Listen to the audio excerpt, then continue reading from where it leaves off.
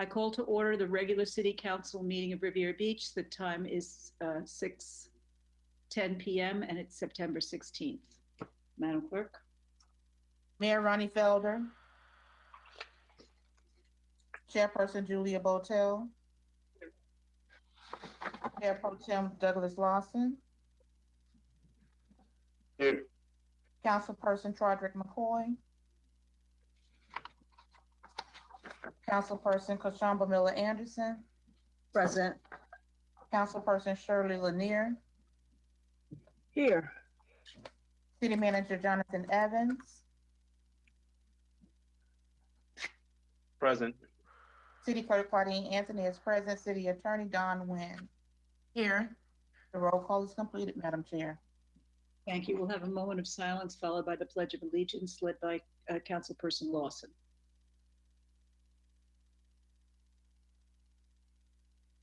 I pledge allegiance to the flag of the United States of America and to the republic for which it stands, one nation, under God, indivisible, with liberty and justice for all. Thank you.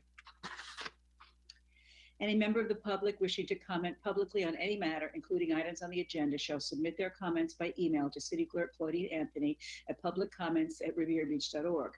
The email shall contain the applicable agenda item numbers along with the precise wording to be read into the record. Explicit language will not be read. Emails without applicable agenda item numbers will be read under the general public comment section. Be advised, public comments will be accepted for each applicable item and the general public comment section until closure is announced by the chairperson or the city clerk. All email addresses and submitted comments are and will be public record. The city clerk or designee will read public comments into the record at the appropriate time for no more than 3 minutes unless the time limit is reduced by a vote of the city council based on the voluminous nature of the number of public comments received. If you have any questions, please contact the city clerk's office at 561-845-4090 or email crobinson@rivierbeach.org.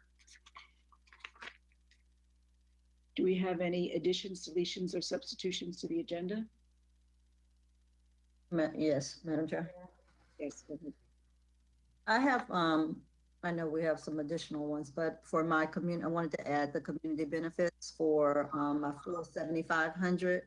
I'd like to have an account opened up so that we're able to utilize that money for additional COVID efforts, particularly since, my concern is with school taking back in on Monday.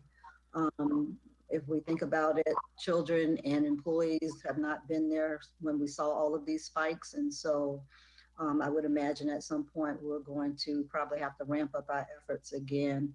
And so I'd like to utilize those funds. Those of you who may have had in applications for it, I do have the additional funds that will come in October. And so I would not have an issue with pushing them forward in October, but I do want to contribute these put these monies, the 7,500, towards additional COVID efforts, and then also any census efforts that may need to take place in the next couple of weeks to ensure that District 2 comes out very successfully as much as possible. But of course, we will assist other areas.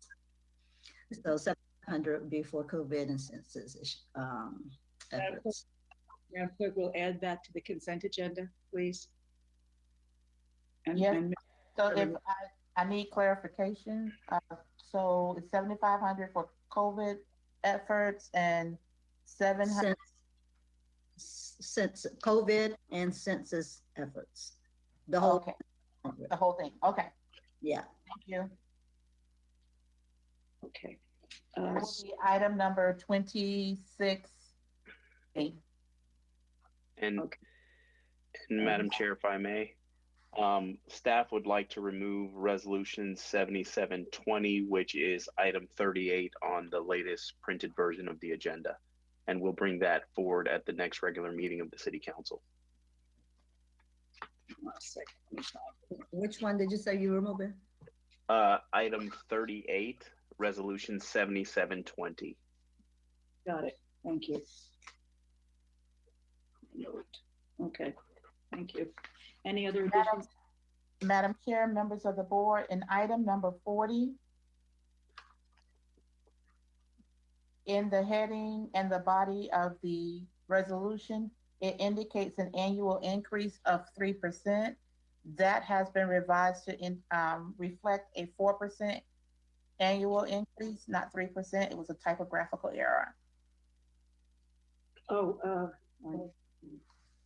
Item number 40, which is resolution number 79-20. Got it. Okay, that should say 4%. Correct, Madam Chair. Let me look. There was one thing about the, item number 7, the contribution to STAAY. The backup has 1,000, and this version has 500. It should be 1,000.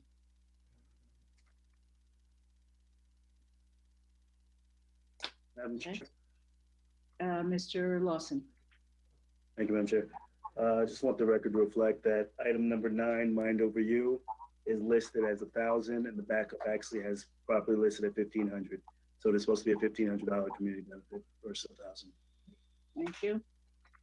Any other additions, deletions, substitutions? Any disclosures by council or city manager? Or mayor? Madam Chair, Yes. I've had multiple conversations with residents this week in reference to the ordinance. I'm looking for the number, but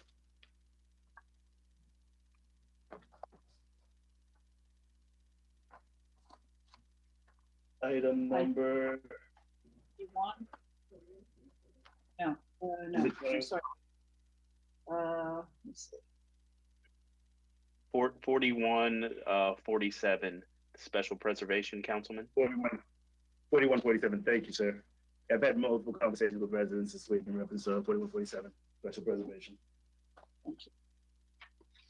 Madam other Chair, members of the board, let the record reflect that Councilperson McCoy is now present. Thank you. Any other disclosures by council? Would someone care to make a motion to accept the agenda? So moved. So moved. Second. Second. Madam Clerk. Councilperson McCoy,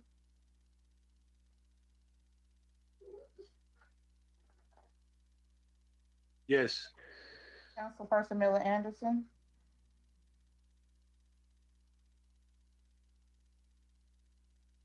Councilperson Lanier, Yes. Pro Tem Lawson, Yes. Chair Botel. That motion is approved with Councilperson Miller Anderson out. Thank you. The consent agenda, all matters listed under this item are considered to be routine and action will be taken by one motion. There will be no separate discussion of these items unless a council person so requests, in which event the item will be removed from the general order of business and considered in its normal sequence on the calendar. Would someone care to make a motion to adopt the consent agenda? So moved. Thank you. Thank you. Do we have any public comments on the consent agenda, Madam Clerk? Madam Chair, members of the board, we do have public comments on the consent agenda. Okay. Just bring me the whole. I'm sorry, I misheard you. I couldn't hear you. We do have public comments on the consent agenda, and the acceptance of comments on the public agenda is, public comments on the consent agenda is now closed. Thank you. You can read them now.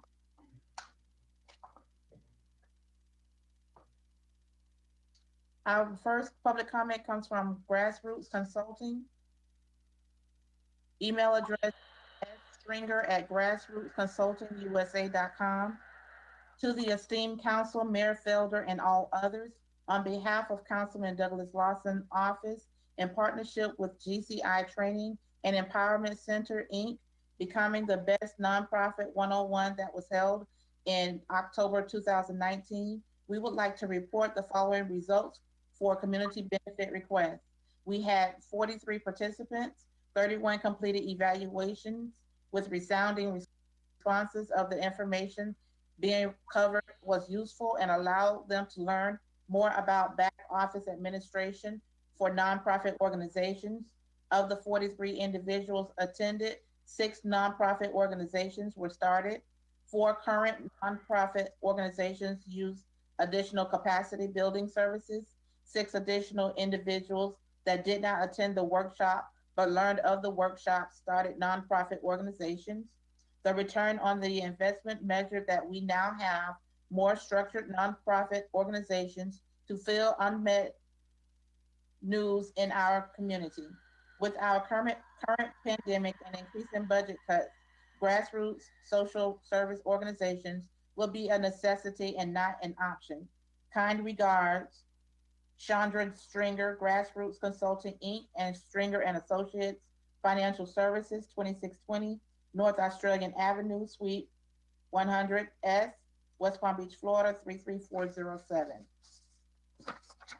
Our next public comment comes from Erica Feeman, email address at yahoo.com. Erica Davis, we are in 100% in support of a quiet zone. It is long overdue and very frustrating having to listen to those horns blowing in the middle of the night and early in the morning while you're trying to sleep. Another important question, how are you going to navigate the traffic during rush hour with the amount of trains coming through here, especially in an emergency situation? Thank you.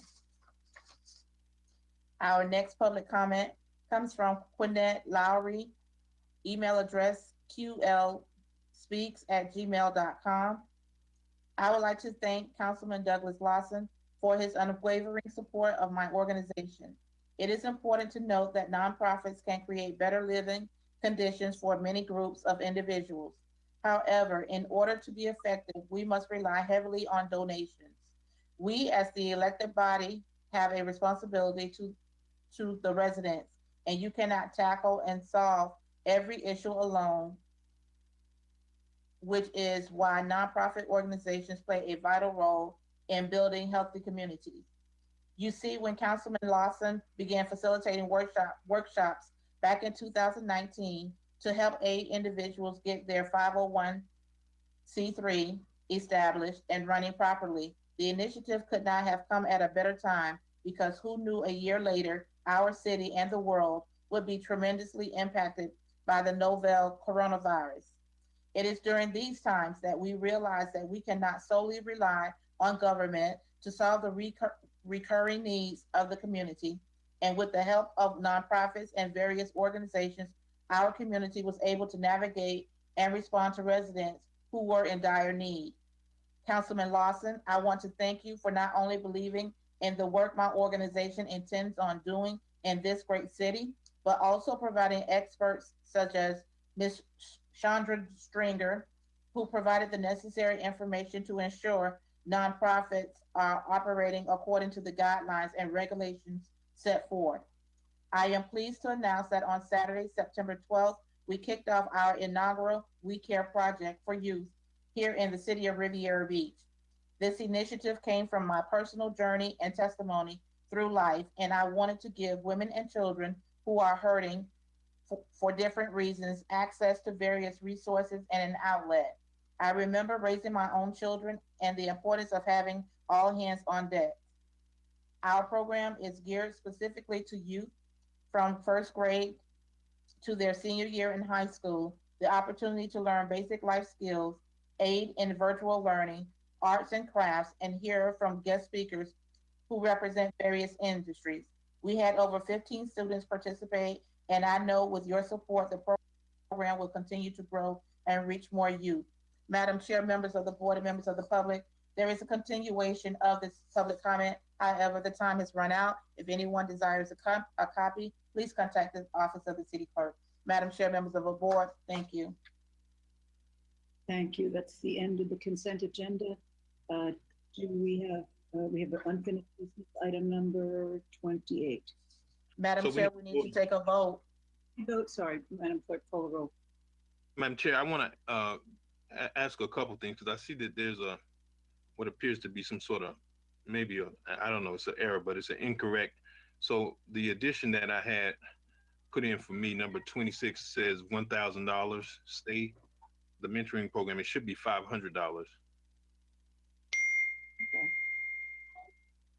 Thank you. And um, and also the gosh, yeah, that's it. So can we do an amendment for number 26 to be $500 instead of 1,000? Because I think I would, in essence, overdraw my account if that's the case. I think it's a typo error of Okay. 1,000. Should be 500. Thank you. Any other changes before we take the vote? Madam Clerk? Councilperson McCoy, Yes. Councilperson Miller Anderson. Yeah. Councilperson Lanier, Yes. Pro Tem Lawson, Yes. Chair Botel, Yes. unanimous vote. Madam Chair, Yes, Mr. McCoy. I got stuck in traffic, so I was a little late. Trying to log back in, but I'm looking at the agenda and I'm wondering 4 and 5 seems to be placed under consent. Was that corrected at the beginning of the meeting? Because I don't think we can consent agenda presentation. Yes, Madam Chair, I was just getting ready to point that out. If you go to, and my pages aren't numbered, but if you go to where it says the end of the consent agenda, if you adopt that as is, then 4 and 5 will be encapsulated in that. I don't think that was the intention. Okay. So, Mr. McCoy, are you wanting to pull the bright line presentation so we can have it? Yeah, you're right. That was part of the consent agenda originally. So should we pull it so we can have the presentations? Mr. 4 McCoy? and Well, I 5. think it's appropriate that we reconsider the consent agenda because we've already voted on it. And I thought Right. maybe I was looking at it, but we need to have a motion to reconsider to undo our vote and pull those off of consent. Am I right? That's correct. Mr. Yes. So I move to reconsider consent agenda for September 16, 2020. Second. Thank you. And go ahead. We need to vote on that. Councilperson Miller Anderson, Yes. Councilperson Lanier, Yes. Councilperson McCoy, Yes. Pro Tem Lawson, Yes. Chair Botel, Yes. unanimous vote. Thank you. So do we want both awards and presentations numbers 4 and 5 to come off and go underneath the consent agenda rather than being part of the consent? Madam Chair, I move to pull number 4 and 5 off of consent and place it right after number. I think it was probably when she changed and added these things, it just moved. Awards and presentations has never been a part of consent. It comes right after consent. So I think we can pull it off because it's on there, but it shouldn't have never been there. Be part of the consent agenda. No. So we're going to move it. Yes. That is correct. I think when the renumbering occurred, it tweaked the agenda. And sorry, I was having internet connectivity problems, so I missed the majority of the conversation. So we're moving those two items off the consent agenda and considering them now. Do we need to vote to do that, Madam Clerk? Or okay? Yes, Madam Chair, we need to have a second to the motion made by Councilperson McCoy to amend the consent agenda by removing items 4 and 5 from the consent agenda. Vote on that, and then we will proceed with the awards and presentations.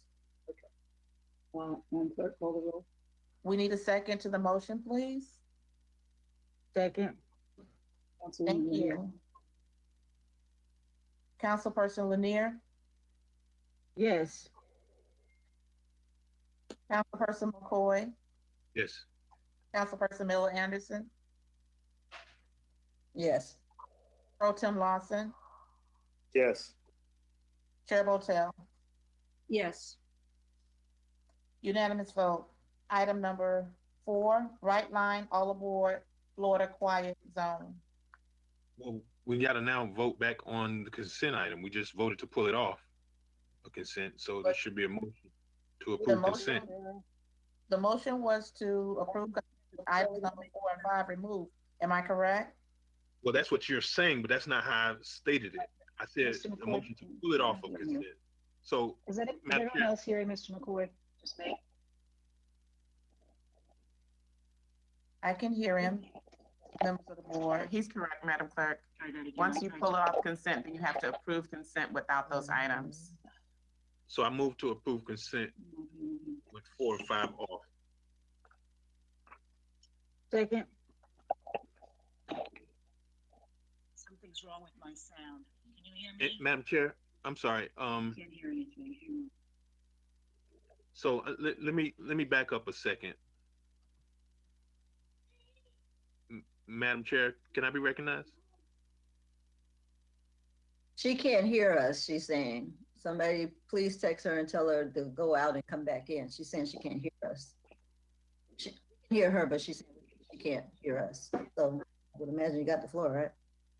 Madam Chair, I'll just log out and I'll continue. I'm sorry, something's just gone wrong with my sound.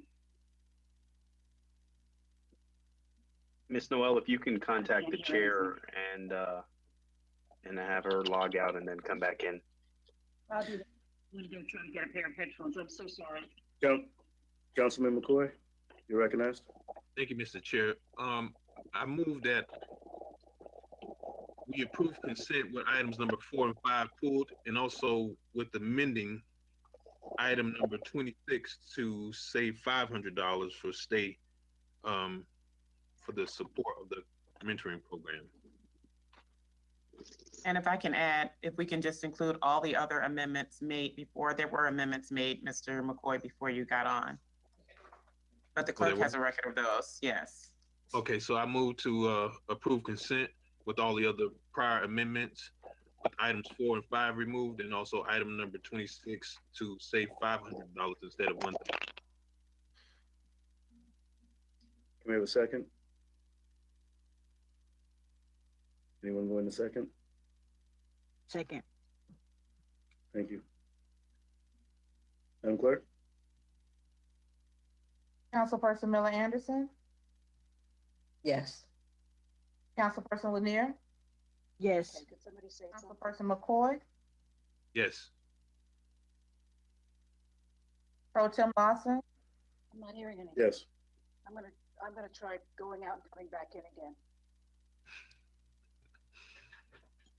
and I'm gonna leave the meeting. Councilperson Botel, can you hear me? Okay, that motion is approved with Councilperson Botel unable to hear us. Thank you, Madam Clerk. You're welcome. Chair Pro Tem and So- Madam Clerk, I'm sorry, I just received a message from Chair Botel's legislative assistant, Mr. Brown, that item number 7 was supposed to be $1,000 and not 500. Did she make that She That made that correction? was properly indicated under the additions and deletions and revisions. Thank you. You're welcome. Madam Clerk, can you just Yes, sir. outline the additions and revisions prior to us moving forward? Okay. Item number 7 from Councilperson Julia Botel. The amount that's indicated on the agenda is $500, but it's incorrect. That should read $1,000. Item number 9, Mind Over You from the office of Councilperson Lawson, read as $1,000 on the agenda, and it should have $1,500. You know what? I think what I'm gonna have to We do can is hear, dial. we can hear you now, Madam Chair. Oh, you just can. click back in. Okay, thank you. Now I can And hear. item number 26 from the office of Councilperson McCoy. What's listed on the agenda is $1,000 and that should be $500. And we had an add-on by Councilperson Miller Anderson of $7,500 for COVID-19 and census efforts. It was Thank you, Madam Clerk. 26A. Thank you, Madam Clerk. Madam Chair, we were going back into presentations now. Okay, have the thank gavel. you. Thank you. Bright Line. Item number 4, Bright Line, all aboard Florida Quiet Zone.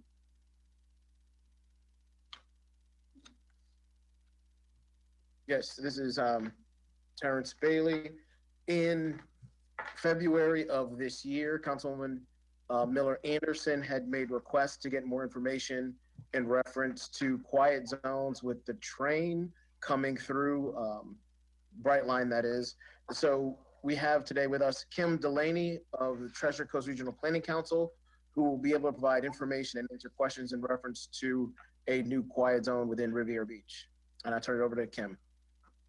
Sure. So, good evening, and for the record, Kim Delaney from Treasure Coast Regional Planning Council. Thanks for the chance to provide an update for the council on quiet zones. Pardon me. I think your agenda package does an excellent job of providing really all the relevant information about quiet zones, but it's a lot of detail. So if it's okay with the council, I'll just kind of cover at a very high scale how quiet zones work and how the city might want to pursue establishing a quiet zone. The Regional Planning Council has been the resource provided to all the local governments in Palm Beach County from the TPA. And so we've taken on the role of kind of becoming the interface between the FRA, which is the Federal Railroad Administration, FDOT, of course, the Florida Department of Transportation, Brightline, and Brightline's partners, which are particularly FECR, the FEC Railroad, and the local governments in helping local governments get quiet zones established. Quiet zones, as you may see from the agenda package, quiet zones are available to local governments by act of the local government for those that want to establish quiet zones if there's sufficient safety infrastructure in the grade crossings. The way the Brightline project has been designed for those communities north of, from West Palm Beach 15th Street North, Brightline has identified all the necessary infrastructure to allow local governments to establish quiet zones if they want to. There's no requirement to establish a quiet zone. It's purely an option for local governments. And the way a quiet zone works procedurally is that Brightline will be installing the infrastructure necessary, the grade crossing improvements, 4-quadrant gates, lights, and medians in some locations to be allowed to operate trains from West Palm Beach north to Orlando. As part of that infrastructure, they've already gone through the process and preliminarily concluded it's enough safety infrastructure to allow quiet zones to be established. If the city wants to pursue a quiet zone, the process is pretty straightforward at this point. We are happy to assist the city if the city would like us to, and we'll be assisting some of most, I believe all of the other jurisdictions from West Palm north to Tequesta in going out in the field to confirm the infrastructure that's being installed is the appropriate infrastructure, 4-quadrant gates and median separators, calculating, working with your staff, Terrence, I believe, would be the lead, to run what's called the Quiet Zone Calculator. That's an online program to conclude that the safety infrastructure is in fact appropriate. And then there are two notice requirements. The first one's called a notice of establishment, notice of intent, I'm sorry. If the city wants to establish a quiet zone, we would assist you in filling out the paperwork to allow you to say, provide that notice to FDOT, the railroad, the Federal Railroad Administration, and your adjacent local governments to say we intend to establish a quiet zone. And then after all the infrastructure is completed and certified, the next step is then to provide what's called a notice of establishment. And that's where the city would, by resolution, establish a quiet zone. We assisted all of the cities from West Palm Beach south to Boca with the same process. It's become kind of standardized, and so we're very comfortable in providing that assistance to the city as well as the other local governments north and south of you. The whole process is defined in federal code, and so we of course follow that code requirement to the letter. Again, the process is completely at the option of the city. There's no requirement to establish a quiet zone, but all the local governments we've worked with want to establish a quiet zone because the train horns get to start to increase in frequency, and that creates different reaction among the public. And so that's the process. There's, again, there's substantial background information in the package.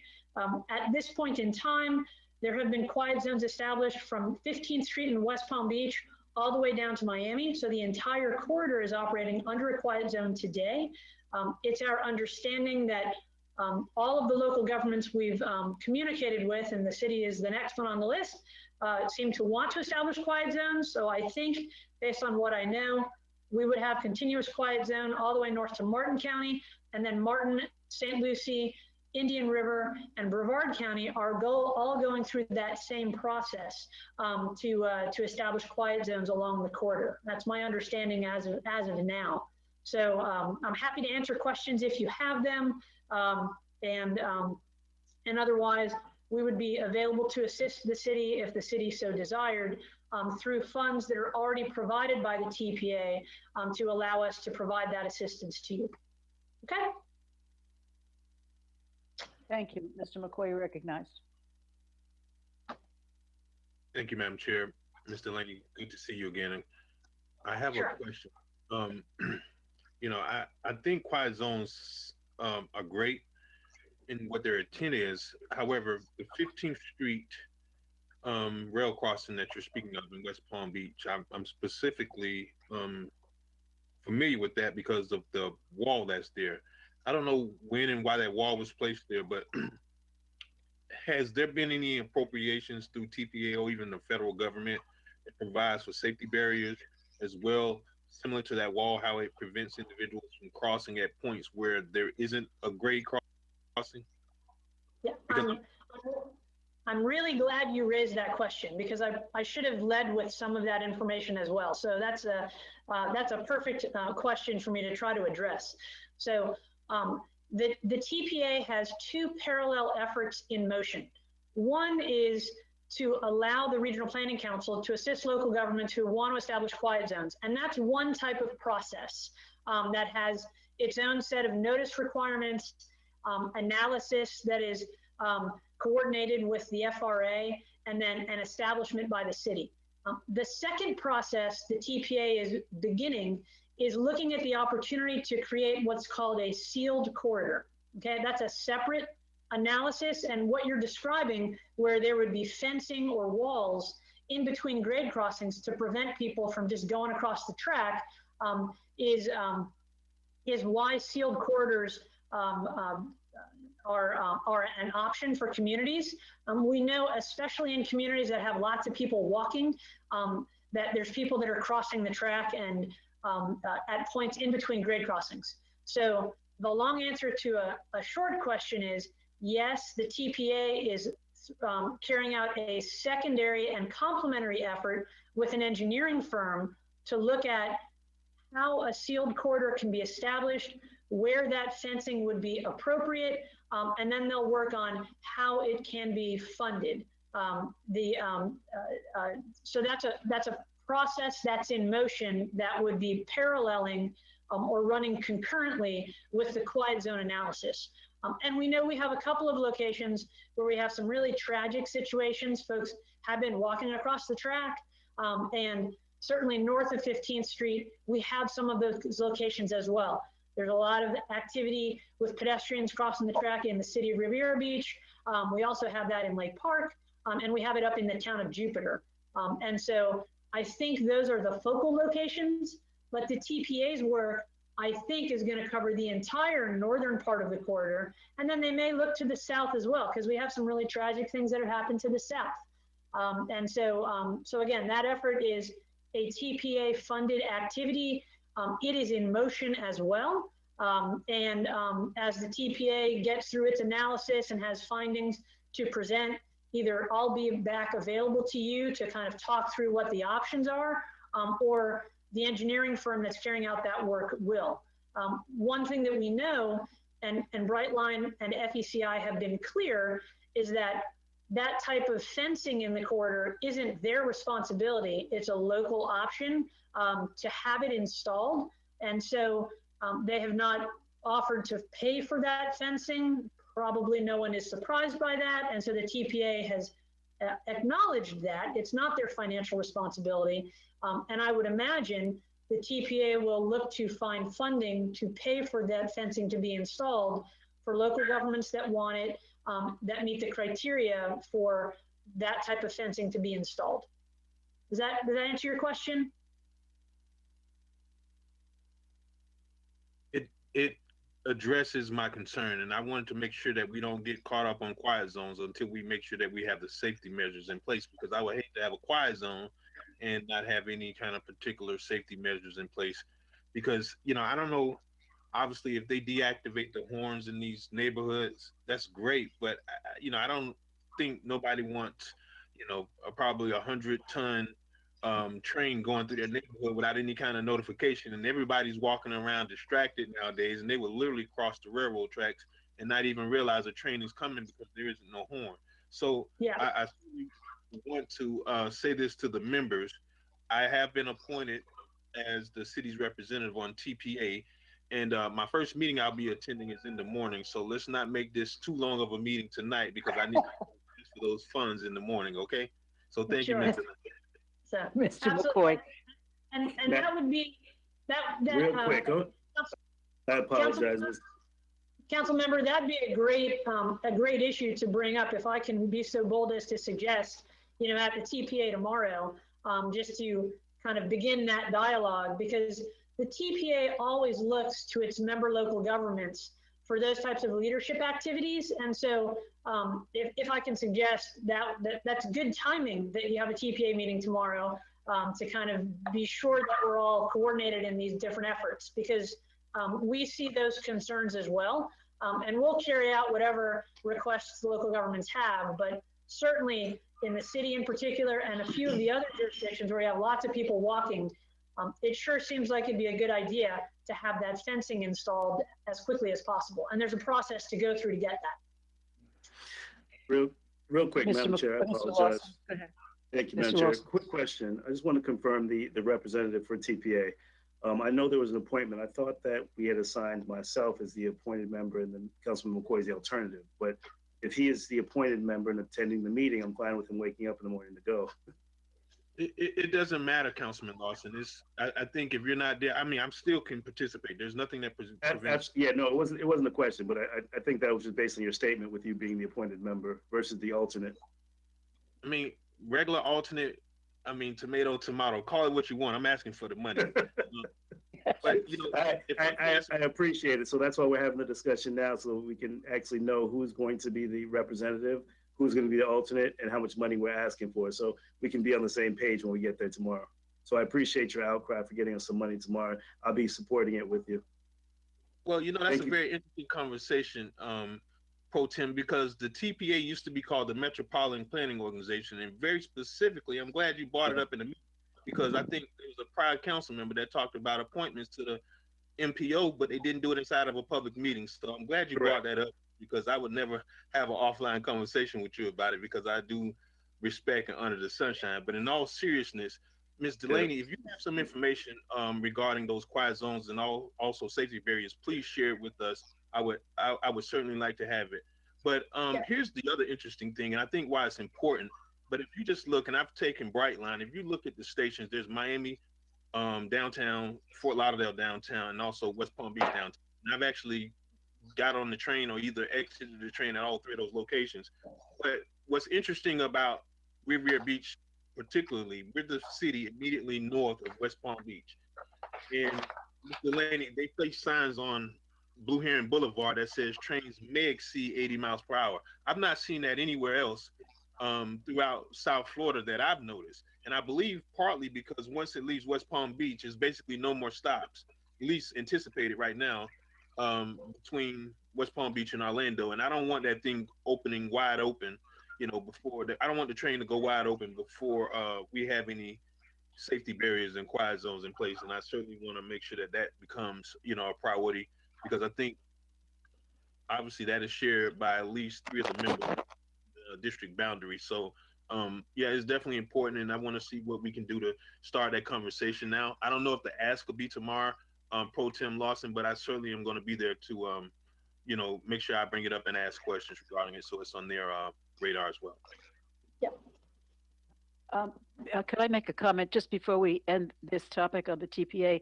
I was going to report in my committee reports that I attended the Government Affairs Committee of the Palm Beach North Chamber, and Nick Uren presented, U-H-R-E-N, Uren, who is the director of the Palm Beach County TPA, and he mentioned that Riviera Beach does not currently have, hang on, let me get the right verbiage, does not currently have a member on the TPA Citizens Advisory Committee. We don't have one, neither does Jupiter, and neither does Palm Beach Gardens. So that as you are the designated board members responsible for that relationship, you might want to think about having a citizen from Riviera Beach participate in that Citizens Advisory Committee.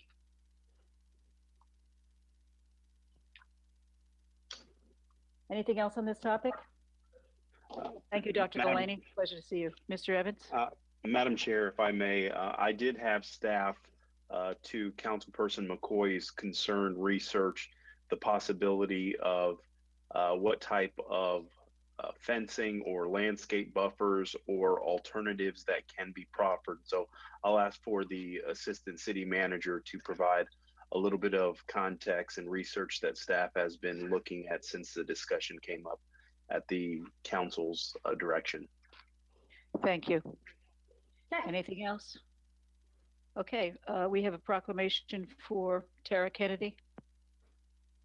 All set. Thanks, Kim. Thank you.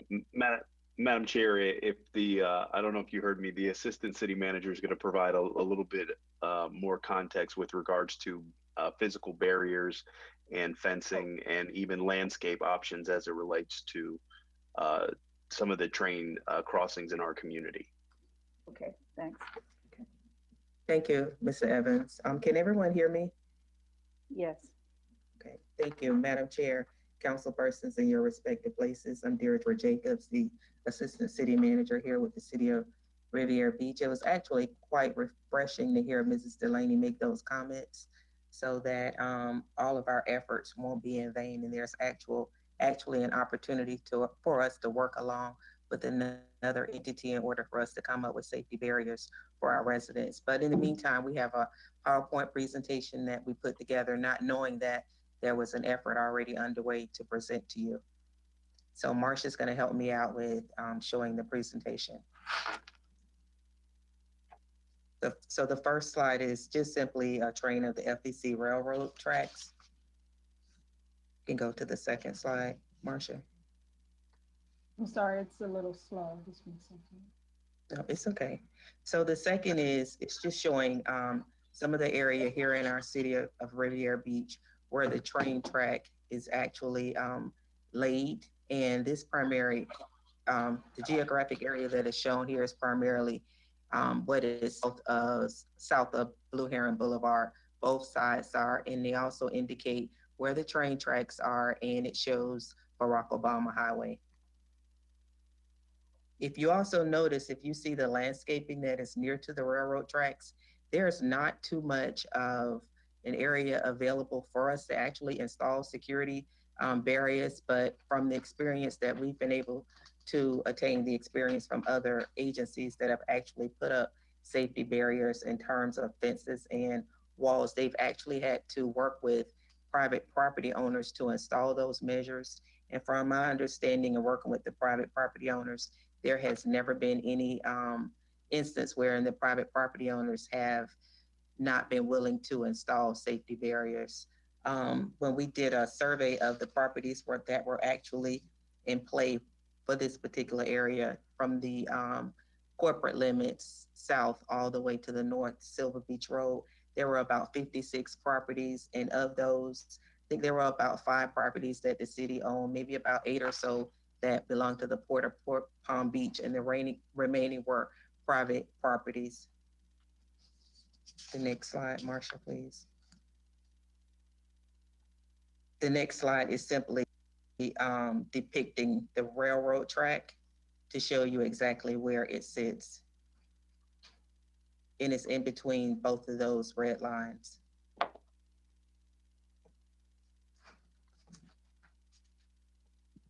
The next slide, Marsha. The next slide is down in West Palm Beach, the city that is south of us. And it shows where, and they went through this exercise a number of years ago. The property that was immediately adjacent to the railroad tracks was over in the Pleasant City neighborhood. If you look at the top picture, it shows you exactly where the railroad track sits. And then down below, there are 3 different renderings that show the different buffering materials that were installed. The first one is actually vegetation. The second one is a wall, and the third being a fence, a metal fence that was installed. And the reason why the fence is there as opposed to the other 2 areas where the wall and the vegetation is simply because the railroad expressed an interest in knowing exactly what they were about to, so that they would have visibility and they would know what exactly was near the tracks, because there's a cross street that is to the immediate north of that particular area. The next slide, Marcia, please. The next slide would show areas up in Jupiter and Palm Beach Gardens that have railroad tracks in those 2 cities. And if you look at both of the pictures at the top, you'll see where the tracks are. And at the 2 lower pictures, you'll see up in Palm Beach Gardens and Jupiter, where they have excessive vegetation along both sides of the railroad track. The next slide, Marcia, please. These are renderings that show different options that we might consider installing. The first one is just a wall. It's called a living wall, simply because it actually has live vegetation in it. And the second one was labeled as something that could be similar to art in public places. It's a mural that's there that sits to safeguard the community from the railroad tracks.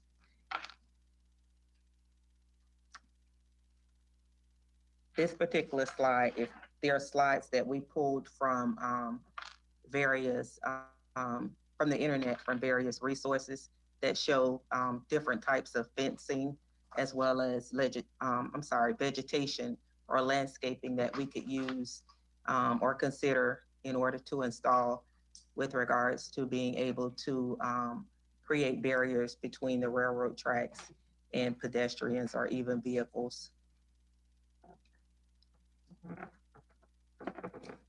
I think there may be one more after this one. This slide is simply one that brings to your attention that once we begin to consider different types of vegetation or walls or even murals, that there would be cost involved, especially when it comes to the different types of vegetation, simply because of maintenance considerations.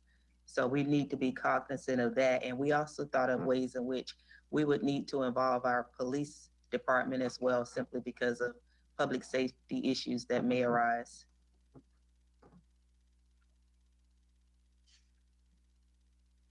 Along with that, we thought as well that there was a nonprofit that I spoke to yesterday, a national nonprofit out of Tallahassee that was willing to work with us in terms of safety.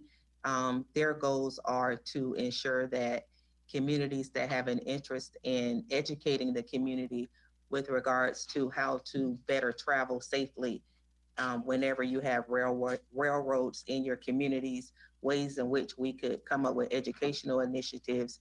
That could be signs, it could be brochures, it could be anything that we might want to highlight on TV 18, that we could bring those different opportunities to our community and be in a position to educate our community on how it is that we, even though we have to have railroads in our neighborhoods, Brightline in particular, considering their high speed, their high travel speed, that there are ways that they can be in our neighborhoods in a positive way.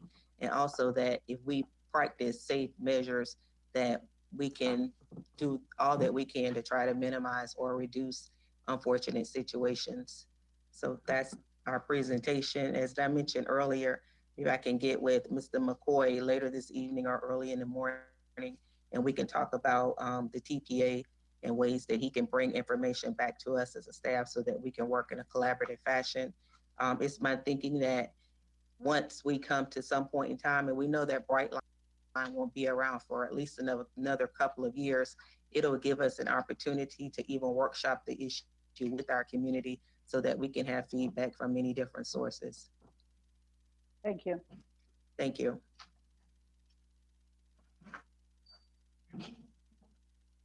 Madam Clerk.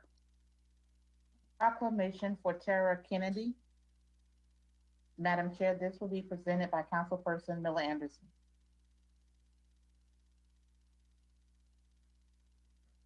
Good evening, everybody. As we all know, one of our former, well, actually, she was an employee until she went out sick. Tara Kennedy worked as a victims advocate over there with the police department, and I've asked for us to do a few times for a moment of silence.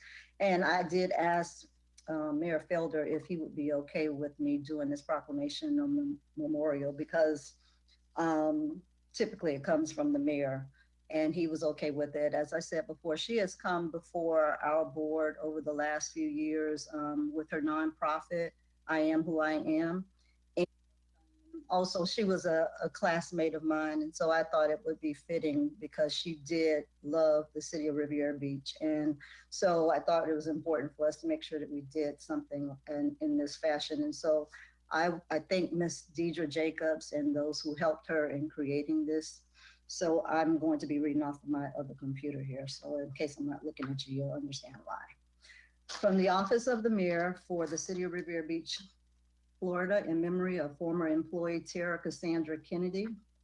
Whereas Tara Cassandra Kennedy was an employee of the City of Riviera Beach who served as a victims advocate assistant within the police department for the past 8 months.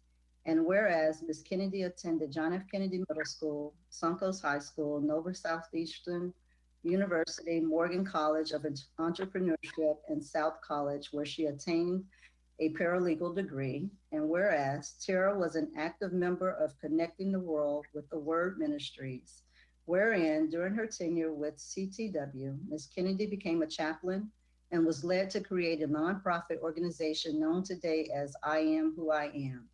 And whereas I Am Who I Am was created to inspire young adults to increase the awareness of domestic violence, human trafficking, HIV and AIDS, and other societal challenges endured. And whereas Tara joined the Millionaires Club, LLC, in 2017 with goals to encourage professional development, mentoring, accountability, and resources to guide and transition women of color into successful and long-term business and entrepreneurial ventures. And whereas Ms. Kennedy was co-author of her first book published under the title, The Unbroken Seven, Resilient from Pain to Power to Purpose. And whereas Tara believed in servitude and her drive and determination is to an impactful positive legacy as she was a blessing to those encountered. And whereas on August 11, 2020, after having difficulty breathing due to the COVID-19 disease, Tara was admitted to JFK Hospital, located in Lake Worth, and on August 29, 2020, following a long battle, the Lord summoned Ms. Kennedy home to rest peacefully. Therefore, be it resolved, Mayor Ronnie L. Felder, council members Dr. Julia Botel, Douglas Lawson, Kashamba Miller Anderson, Trodrick McCoy, and Shirley Lanier, city employees and residents of this great city, leave the following words of comfort with the family of this past employee, Tara C. Kennedy. Leaving nothing behind but our honor, the thing we hold most dear. For in this life, but few things matter in the short time that we have here. Author unknown. Be it further resolved by the powers vested in me, I hereunto call for the seal of the city of Riviera Beach to be imprinted on this memorial, with the original being placed with the family of Ms. Tara C. Kennedy, done the 16th day of September in the year of our Lord 2020. Ronnie L. Felder, Mayor, Claudine L. Anthony, City Clerk. Thank you, Lord. Thank you. Madam Clerk, item 28, I think, if I'm not mistaken.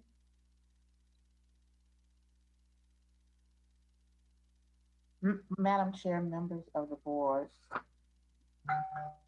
item number 28, resolution number 7020, a resolution of the City Council of the City of Riviera Beach, Palm Beach County, Florida, approving an application SP 1927 from Blue Lagoon Plaza LLC, requesting site plan approval to construct a new commercial building approximately 3,840 square feet in area on approximately 0.41 acre of vacant land located at 200 West Blue Heron Boulevard, northwest of and adjacent to the intersection of West Blue Heron Boulevard and Avenue F, identified by parcel control number 5643422804-006-0220, having a downtown mixed-use future land use designation and a downtown general zoning designation, providing for conditions of approval and providing for an effective date.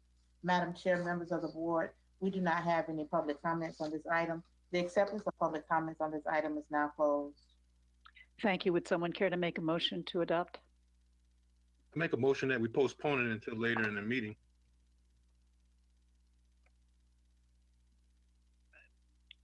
Does anybody want to second Mr. McCoy's motion?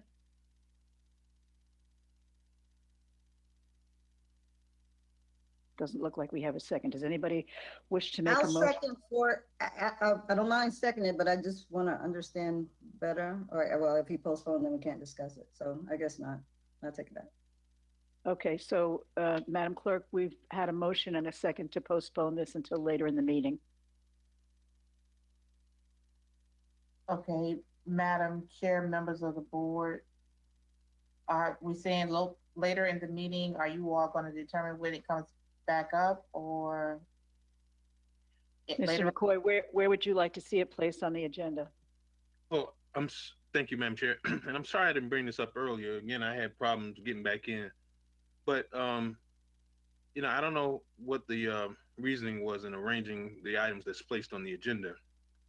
But specifically, I wanted to handle the business of the budget prior to us getting into site plan applications and that sort of thing. Obviously, because the budget is what we have to take care of. And I don't want to start down a conversation of dealing with some of these site plans and deal with the budget last and, you know, potentially run over. But I wanted to see if we can take care of the items that are advertised in the local paper prior to doing routine resolutions. And that's what my thinking was. And also there's something else a little unusual that I noticed in the arrangement of the agenda. Yeah, I wanted to deal with the ordinances first because it would make sense since those are advertised. And, you know, I don't know what the comments are like. So I don't want to spend a whole lot of time, you know, dealing with ordinances. I'm sorry, dealing with resolutions that can be brought at any time as opposed to the ordinances that have been advertised. And I don't know. So, I mean, I'm open for discussion on what the body thinks. So, Mr. McCoy, would you like to move items 28 and 29 and make them appear as items, let's put them at the beginning of the resolutions, make them appear as items 35 and 36? In other words, I don't move think everything up, or we could do, renumber it. You just well, move them up. just move them to before item 37. Is that your motion?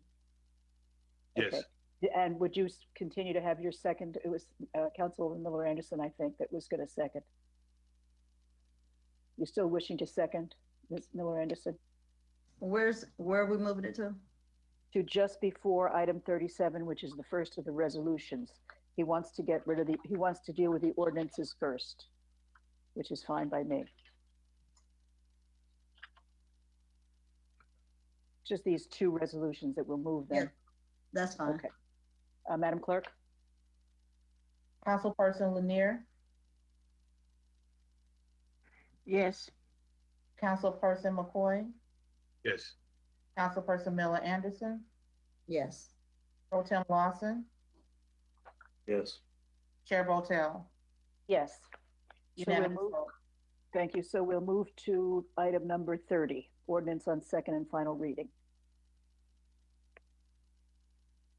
Ordinance number 4143, an ordinance of the City Council of the City of Riviera Beach, Palm Beach County, Florida, amending City Code of Ordinances, Chapter 31, zoning, Article 1, in general section 31-1, definitions by adding a definition for self-service storage and amending Chapter 31 zoning, Article 5, district regulations, Division 18, IG, General Industrial District, Section 31-382, use regulations by adding self-service storage as a special exception use, and amending Chapter 31, Article 7, off-street parking and loading, Section 31-577, off-street parking ratios by adding parking requirements for self-service storage facilities, providing for codification, conflicts, and severability, and providing for an effective date.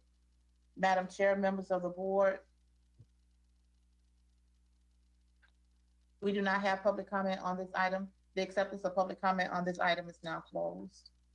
Thank you. Would someone care to make a motion to accept? Move to approve. Thank you. Can I get a second? Thank you. Mr. Sermons, you have a presentation?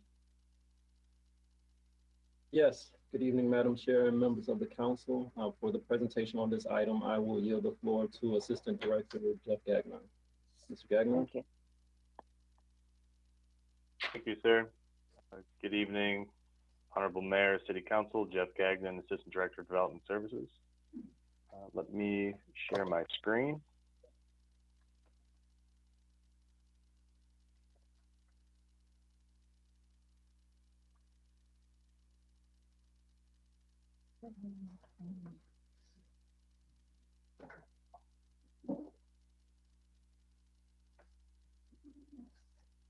Okay, so as Madam Clerk read into the record, we have an ordinance on second reading for City Council's consideration. This is ordinance number 4143.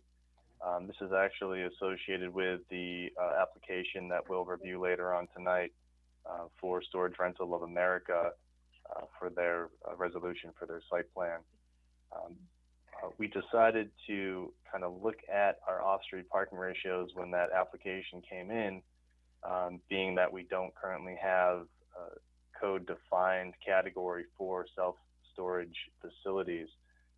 So the closest available code section that we had was for a warehouse, which didn't really suit the needs of the applicant or really the city, because it's much more of an intense operation as far as having total number of employees and things like that. So that was really the impetus for us to look into the code amendment that we're considering now. Some general site history. Storage Rental of America had acquired that property at 1177 West Blue Heron Boulevard back in October of 2018. And they're looking to expand the existing self-storage use of that site.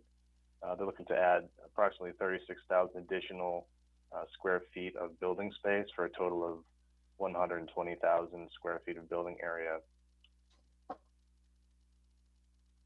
And again, we looked around for other municipalities' codes as far as what was available for comparison for self-storage facilities. We decided that the code requirements that were most appropriate were similar to what Palm Beach Gardens or Boynton Beach had on their books. And this is going to be in line with that, where we're going to require a ratio of 1 parking space for each 75 storage bay. But we also want to make sure that there's no less than 5 total parking spaces on site at any given location. And then this is also more restrictive than what unincorporated Palm Beach County currently has, which requires 1 parking space for every 200 storage bays. So in order for that site plan to move forward, this code amendment is required. The site plan is dependent on adoption of this ordinance. And just in general, staff had previously done research. I believe it came up at previous planning and zoning board meeting and city council meeting as well, as far as where else these self-storage facilities are located in the city. So this is just a little bit of staff research as far as the existing facilities within the city. And the specific definitions as provided within the ordinance are provided in the PowerPoint. So we're going to be creating the self-service storage definition, or just self-storage. So we're defining that as a place of business providing individual self-contained units which are available for short-term or long-term lease to the general public for the storage of goods and belongings. As a customary secondary use, designated areas may also be utilized for the storage of automobiles, trailers, recreational vehicles, and similar rolling stock, as provided by an approved site plan. Outdoor storage must be shielded from view of adjacent property owners and public right-of-way. Additionally, we're looking to add service storage within the special exception category with the general industrial zoning district. So this ordinance will accomplish that as well. And for the off-street parking ratios, as previously discussed, we're looking to have a ratio of 1 off-street parking space for each 75 storage bays, but not less than 5 total parking spaces. So the Planning and Zoning Board had unanimously recommended approval of this ordinance to City Council. First reading of this ordinance passed City Council on February 5th of this year, and City staff is recommending approval of this ordinance and adoption on second and final reading. Also, I just want to make note of the fact that Josh Nichols is also joining us on the webinar tonight if Council has any additional questions on the proposal. Thank you. Thank you, Mr. Gagnon. Anyone have questions? Do we have any public comments on this item, Madam Clerk? Madam Chair, members of the board, we do not have any public comments on this item. Thank you. You may call the roll. Councilperson Miller Anderson, Yes. Councilperson Lanier, Yes. Councilperson McCoy, Yes. Pro Tem Lawson, Yes. Chair Votel, Yes, unanimous vote. thank you. Item number 31. Ordinance number 4147, an ordinance of the City Council of the City of Riviera Beach, Palm Beach County, Florida, amending Chapter 31 of the city's Code of Ordinances entitled Zoning, Article 5, District Regulations by creating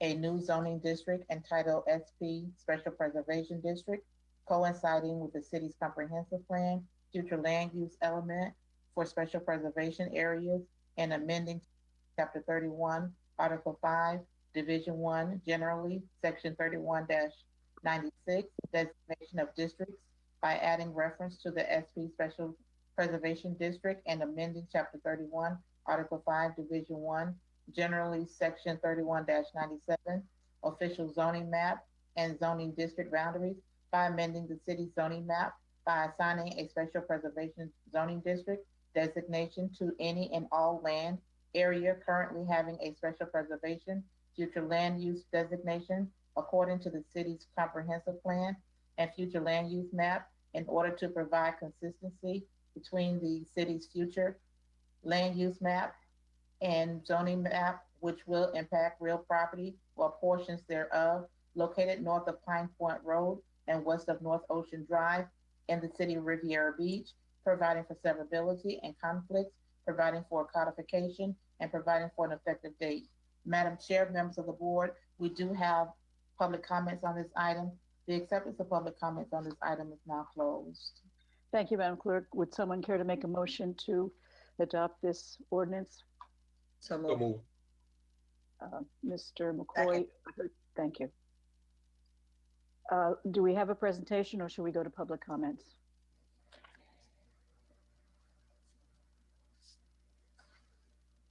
Yes, staff does have a presentation. Okay, thank you. Do we know how many public comments we have, Madam Chair? Madam Madam Clerk, Members of the board, if you will indulge me for a moment, we have a set of petitions that have been issued for this item, wherein the city attorney did advise the resident that I would read the heading of the petition into the record and announce how many names were included on that petition. We also have a spreadsheet that contains names of individuals. Okay, stop. How many public comments do we have? It's a And very that's- simple question. That's what I'm getting at, Councilperson McCoy. Okay, it's a simple response, Ms. Anthony. I Okay, don't so care about the petition, nor do I care about the spreadsheet. We have a full agenda. How many comments do we have? Madam Chair and members of the board, if we go with the number of emails that was received, it's a total of 973. Thank you. That's, I mean, so members, obviously we got to have something to narrow this down because I was afraid, and that's exactly why I wanted to take these ordinances first, that we were going to be here all night, and I have TPA in the morning. So can we have a discussion as to how we handle this or what has to happen as far as? I believe that over 800, I'm not sure of the number, Madam Clerk, how many names are on the one petition that that are consolidated into one? I think that's what she was trying to explain earlier, Mr. McCoy. But that's irrelevant, Madam Chair. We don't deal with petitions. What we deal with is public comments. And it was a very simple question. I'm not interested in all of the extra stuff. No, it is a public comment. It is a public comment in the form of a petition. And there are, I don't know how many names attached to that petition, but we are required to read the petition because it's a public comment. Now, the reason that people... So that's one public comment in itself. Yes, correct? that's what I'm saying. Okay, Yes. so can you please tell me, Dr. Botel, or maybe Miss Anthony, how many public comments do we have? I mean, how many emails did we receive? It's a very simple question. I'm trying to get to some. Okay, I know. I understand, Miss Anthony. Excluding the X number of 100 signatures on the petition, how many public comments would have to be actually read? Do we have? 776. Excluding the petition? Yes, Madam Chair. 776 separate public comments? Yes, Madam Chair and members of the board. Okay.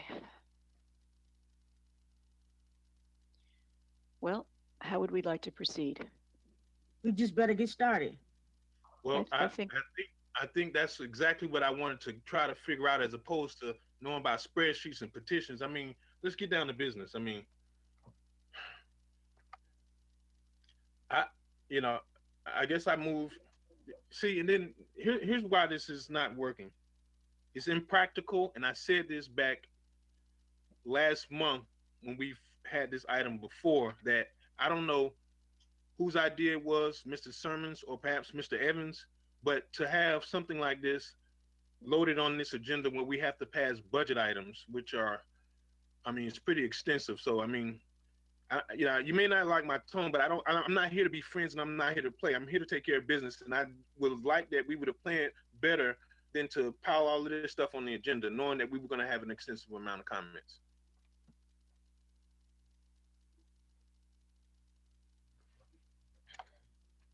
Any other comments? I think, Madam Chair, go ahead, Ms. Lanier. I just think that we need to get started. I'm wondering if we can forego the presentation. I think we all are aware of what the presentation involves. Does anybody feel that they need to see the presentation? Okay, let's just. I think if we're going to do the item, we need to do the item the way we would normally do the item. Right, let's do it right. 38 hours trying to listen to all these comments, then people ask for it to happen, then we'll sit here for 38 hours then. All right, Mr. Sermons, let's have the presentation. No. So, no, before we do that, but let's kind of realistically think about this.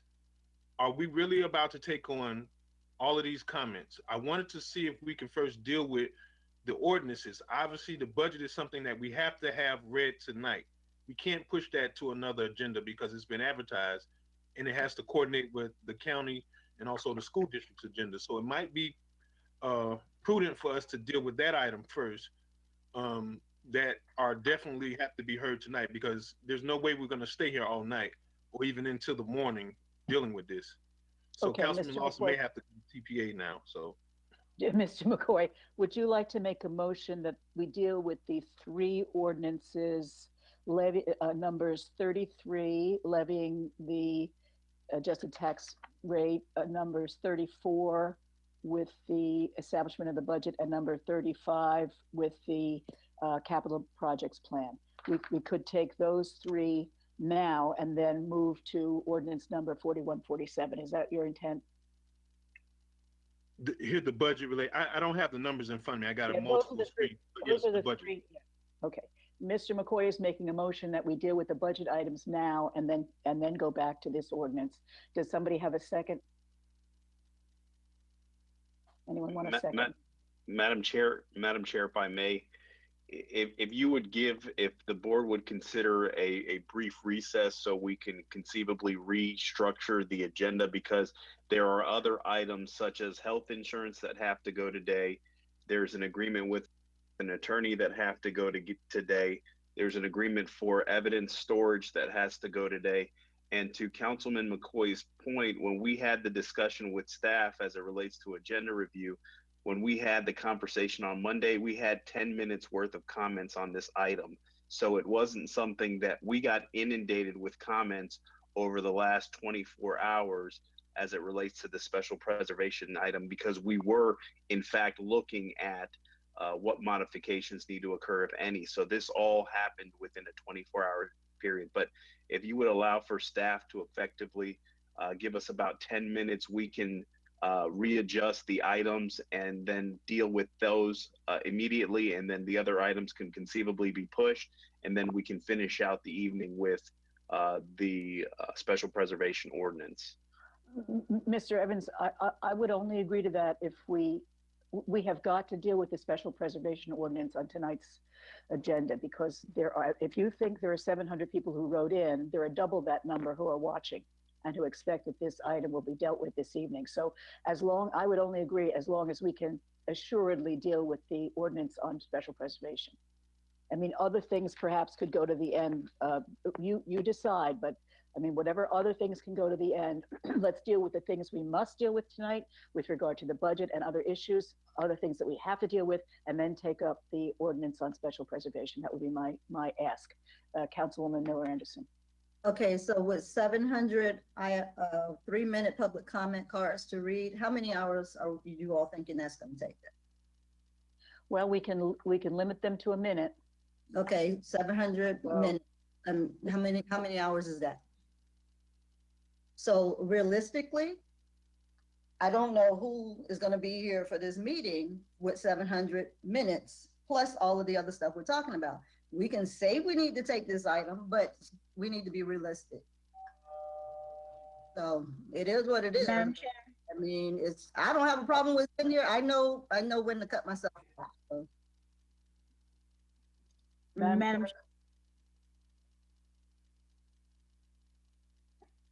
Madam Clerk, I'm sorry. Madam Clerk?